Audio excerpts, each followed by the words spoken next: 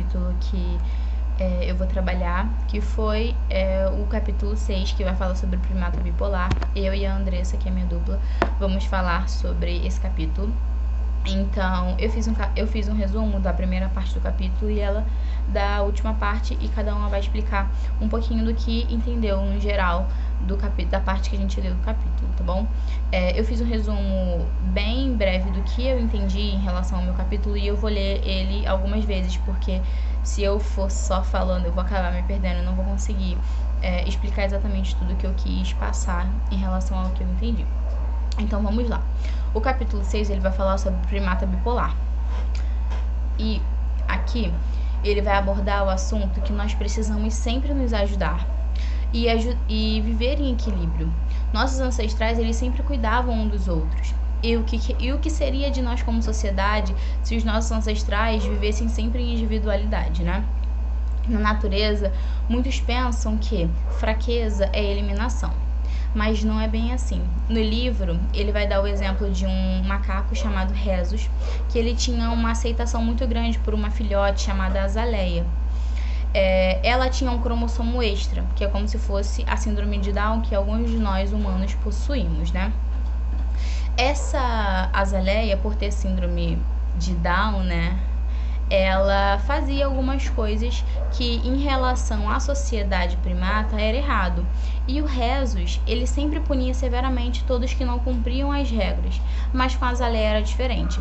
Ele não punia ela e ela sempre passava impune de todas as coisas que ela fazia, que era errado ao ver daquela sociedade primata. E isso mostra que, mesmo o Rhesus nunca punindo ela, isso vai mostrar que se dar bem com os outros e saber lidar com as diferenças é crucial para nós mantermos o nosso grupo unido, para nós mantermos a nossa sociedade unida. O livro ele também vai abordar a diferença entre os chimpanzés e o gorila. E ele fala de um zoológico onde os chimpanzés eles conseguiram fugir, eles conseguiram abrir a porta e fugir.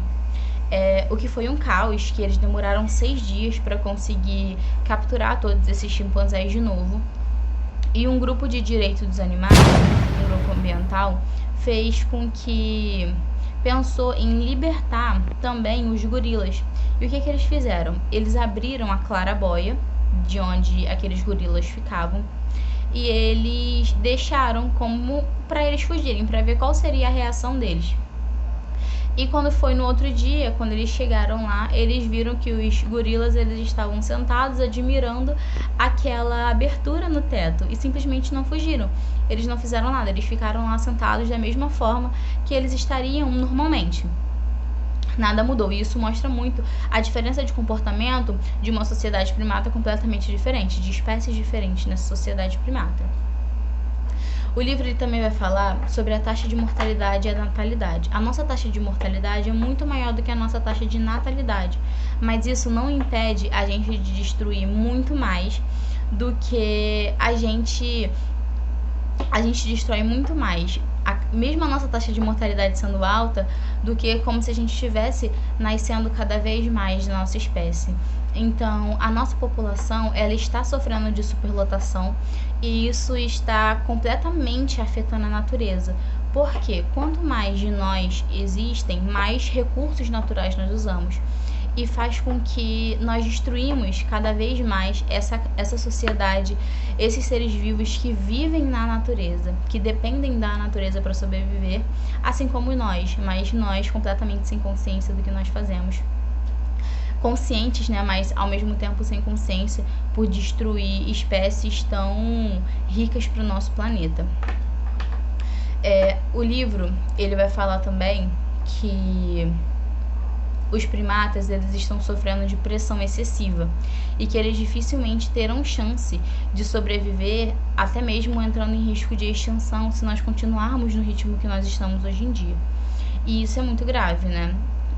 Esse livro ele vai falar sobre coisas bem importantes em relação à consciência e ter esse pensamento de que nós precisamos saber viver em sociedade e conviver com todos os tipos de espécie. Eu vou finalizar essa minha parte do livro com um parágrafo que eu achei muito interessante. Ele vai falar assim: Temos imensamente necessidade de nos manter jovens em espírito, uma vez que a humanidade não pode depositar suas esperanças na comunidade da evolução biológica. Precisamos nos desenvolver tendo por base a herança primata existente. E essa herança, por ser apenas vagamente propagada e ter bebido da fonte da juventude da evolução, é rica e muito flexível. Eu achei esse parágrafo muito interessante. E essa é a minha conclusão da parte que eu li, da primeira parte que eu li do capítulo. A Andressa, ela vai falar um pouco mais sobre a pitada de ideologia, ela vai continuar a partir da uma pitada de ideologia. E é isso. Então, o livro que nós lemos, ele fala que nós somos descendentes de primatas, só que nós não aceitamos e não estamos em contato com esses descendentes, né, que estão dentro da gente. Só que fala que nós somos descendentes primatas híbridos. Mas como assim descendentes de primatas híbridos? Que nós somos de duas espécies diferentes. E quais seriam essas espécies? Os bonobos e os chimpanzés. E essas espécies estavam em extinção. E mesmo estando em extinção, nenhum zoológico colocou essas espécies para ocorrer o acasalamento. Só que, segundo o livro, tem relatos de um francês que ele era dono de circo. E ele tinha um macaco macho bonobos e várias macacas fêmeas, né, chimpanzés. E por eles conviverem muito juntos, serem de espécies parecidas, acabou ocasionando o acasalamento entre o macho e essas fêmeas. E com isso gerou uma espécie nova. Mas por que gerou uma espécie nova? Porque os genótipos deles são diferentes, são de espécies diferentes. E acabou ocorrendo uma mistura de genótipos de bonobos e chimpanzés, que formaram essa nova espécie, que no caso seria nós, humanos. Porque nós temos costumes que seja parecido com os dois. Então foi chegada a essa conclusão. E com isso ocasionou cada vez mais a extinção dessas duas espécies, dos bonobos e chimpanzés. Por quê? Porque ali eles estavam produzindo seres de uma outra espécie. Por quê? Porque eles não estavam copulando e gerando filhote da sua mesma espécie. E assim não estava multiplicando a sua espécie, sim dando origem a uma espécie nova. E essa espécie nova, ela foi se acasalando e assim foram dando vida a mais de suas espécies, tornando-se assim dominantes e formando uma grande população que nós temos hoje em dia.